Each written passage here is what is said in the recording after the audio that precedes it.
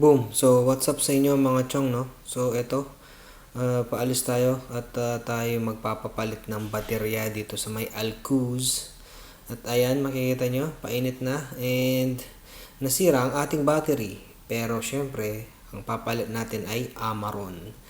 So, ayan, yun pa yung original na battery ko, no? So, ayan, tinatanggal na and papalitan na natin ng bago yan dahil hindi na siya nag-stay yung karga niya.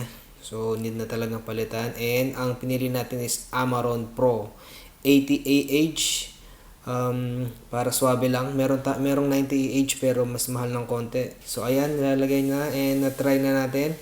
And then yung warranty card, 1 year na lang ang warranty ng Amaron ngayon, no? So yun lang guys, and see you in the next video. Bye.